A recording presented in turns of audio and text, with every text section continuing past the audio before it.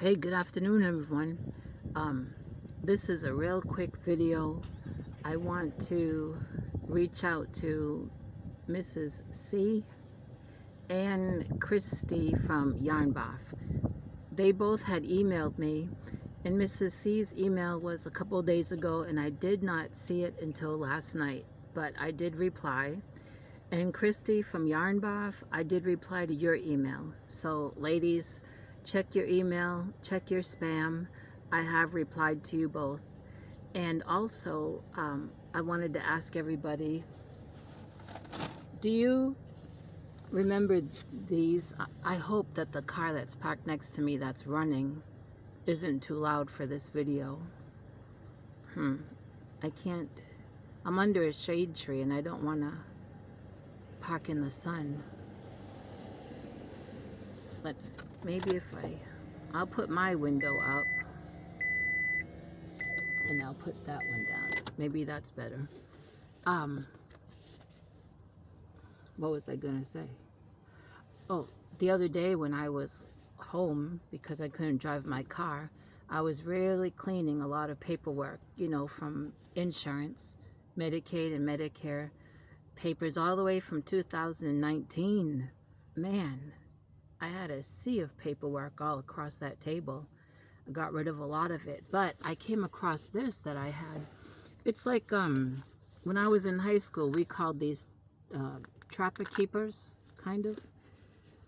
I wanted to ask any of you, do you ever remember these being sold with a strap?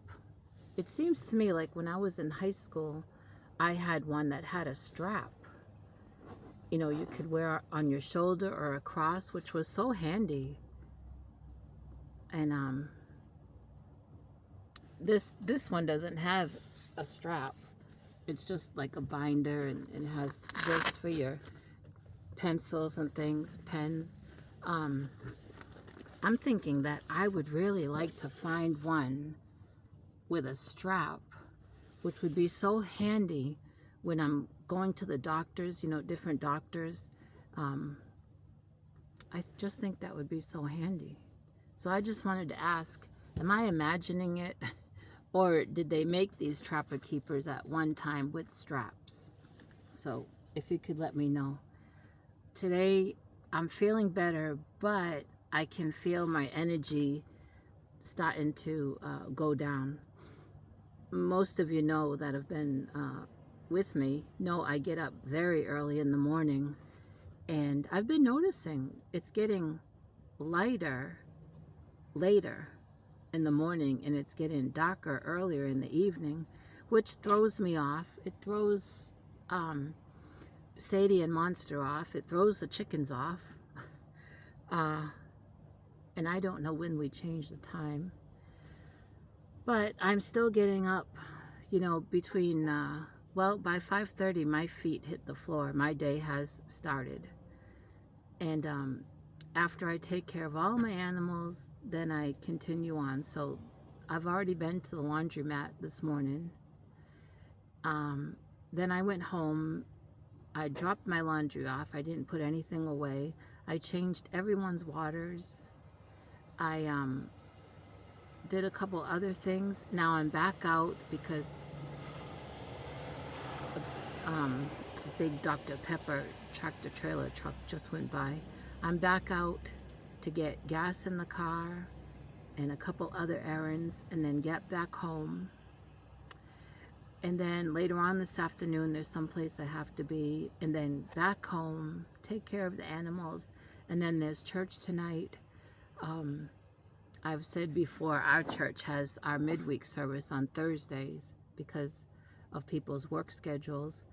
I'm playing it all by ear. I may not even be able to go to where I'm supposed to go later on this afternoon, depending how my breathing is.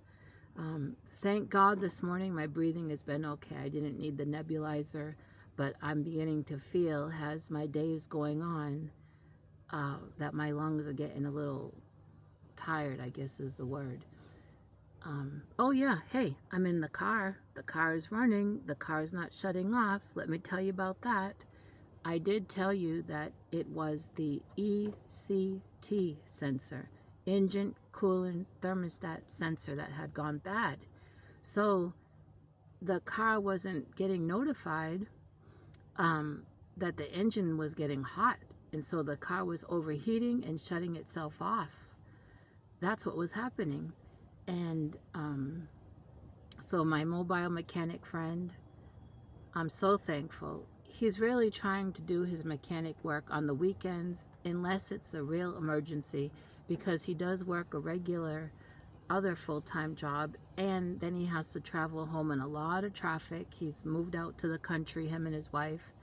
And so he did me the great favor. You know, I texted him Tuesday and let him know that I understand he's trying to keep the mechanic work on the weekend and why, and I understand that, but I just cannot be without my car until the weekend.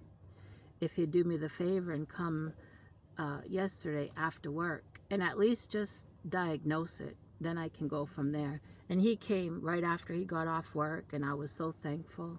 And he put his machine up to the car, and the same code came up that came up the other day, the ECT.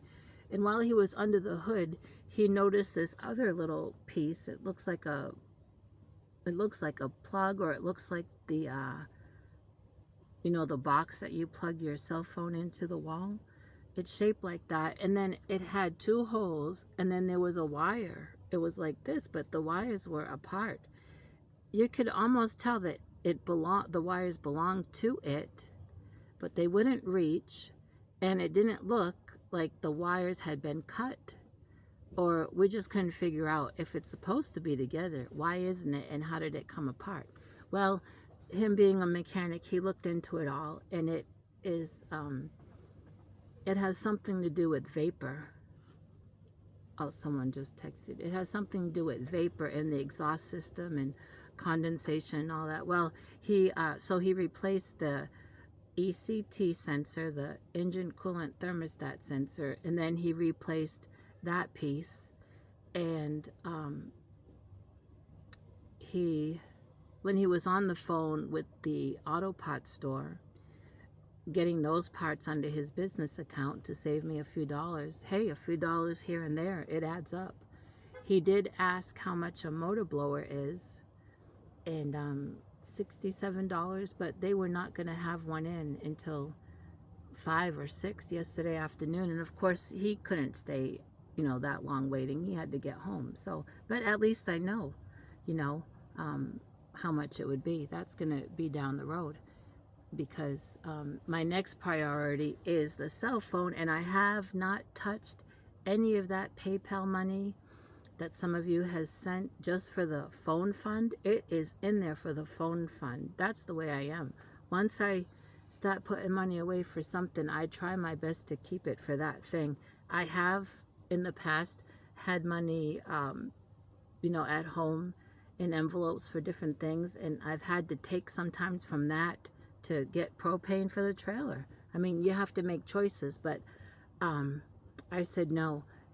People sent me PayPal specifically for the phone fund, and that is staying there until I have enough for the phone and a hard case, whatever that's called, to protect the phone. And so, what was I going with that? Oh, I was gonna say, so the motor blower thing that controls the AC, heater, and defrost, that will be after the phone. You know, I'll put money away just for that part. But I'm so thankful that my mobile mechanic friend is letting me pay him when my Social Security check comes. He told me, you know, I've known him for a few years, and I met him through another friend that used to work with him. And he said, you can just Zelle me, you know, the money when your check comes in. So thank you, Jesus, because I didn't have $210 yesterday to give him. And that includes the 2 parts. That includes the labor. you know, it's worth it to me because he's someone that I know. I have this relationship with him for maybe 7 years now. When I had my other car, he worked hard on it, or worked a lot on it, and he has a very good name. He can be trusted. He's more affordable than any, you know, garage. And it's the convenience that he comes to you. That's very convenient, I think. For me, it is. And so he's very fair with me, and I will, when my check comes, pay him the $210, and I'm just so thankful that he's letting me, you know, do that. And I'm so thankful that the car's running. It's not missing. It don't feel like it wants to shut off when I stop. And so all that has been resolved.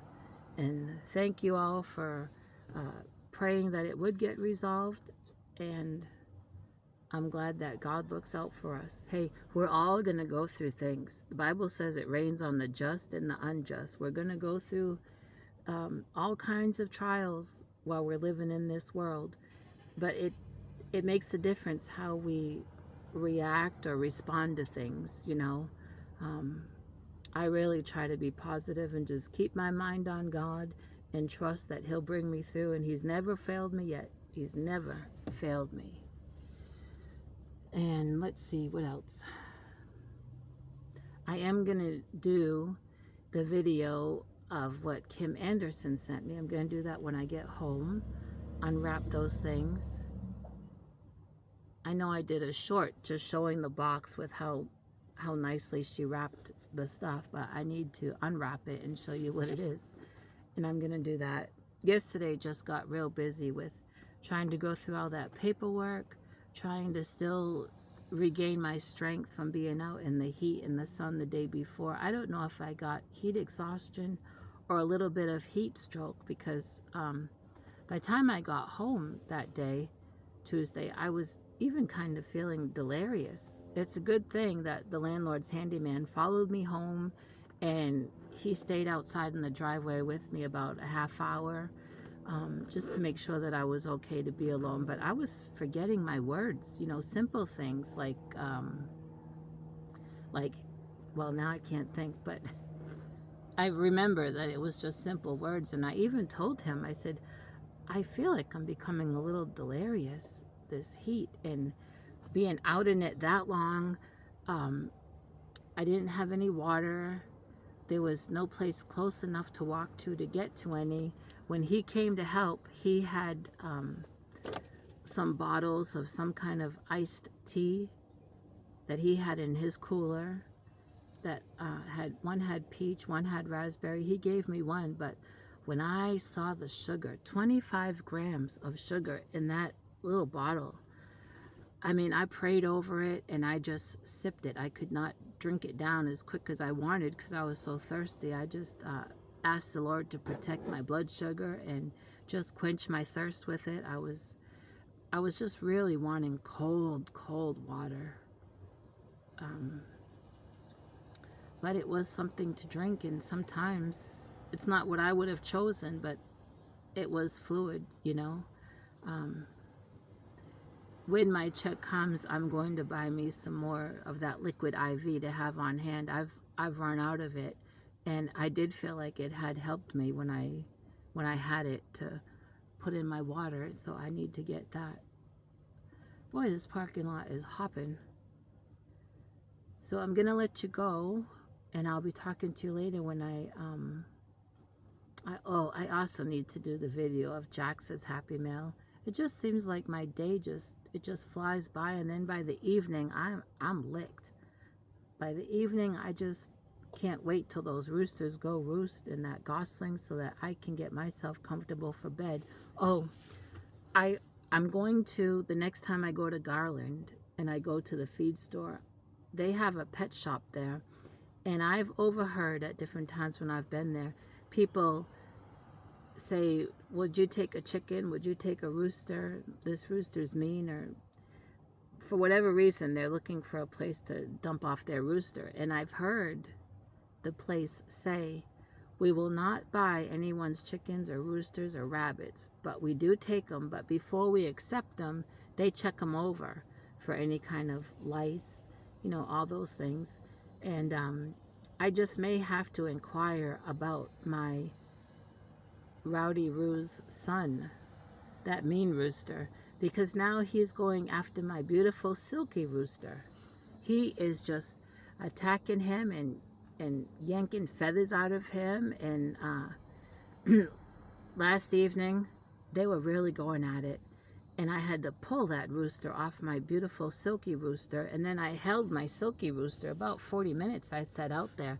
I held him. I petted him. I was checking him over to make sure he wasn't bleeding anywhere. I was petting him. And he was, well, I would call it cooing. He was making a little noise like he knew I was trying to comfort him. I didn't see any blood, but I could see where some feathers have been taken out. And I know that it's that Rowdy Roo's son. So as much as I hate to get rid of any of them, I just cannot risk him killing my silky rooster. Or, I'm a little upset even thinking about having to rehome him. But I won't just put a sign out because I don't want him to end up in anyone's pot. I don't like the idea of him going to CaLLin, to that feed store, and him probably being in a cage. But I know that they clean the cages, they give food, they give water, and maybe somebody, that's looking just for a rooster, for whatever reason, will adopt him from there. But it's too much risk for me to keep him, as you know. He is beautiful too. He looks a lot like the Rowdy Roo, except his chest has little sparkles. It reminds me of some kind of variegated yarn. And I do love him. I take care of him, but he's just, he's really mean, and I don't want to find my silky rooster dead because of him. And I don't want any of my hens, excuse me, to get killed by him either. So that's my option. Like I say, I don't just want to advertise them like on the neighborhood app and someone come get them and cook them. I know I can't control what people do, but that would be in my mind, and it would upset me. And it may just come to I have to do it that way. I don't know what to do, but I do know that I'm going to start with the feed store in Garland. I'm going to do that because I know that they do take care of the animals that are there. And yeah, he won't be able to just roam around in a yard while he's there, but he'll be taken care of as best as he can be. And then my flock will be safe. So please know that I'm doing my best. Well, I'm going to let you go. It's getting hot in the car next to me. Someone is reclined in the driver's seat, and they got their windows up, and I'm sure they have their beautiful cold air blowing. They must be on break from one of these stores in this parking lot. Okay, I'll talk to everyone later.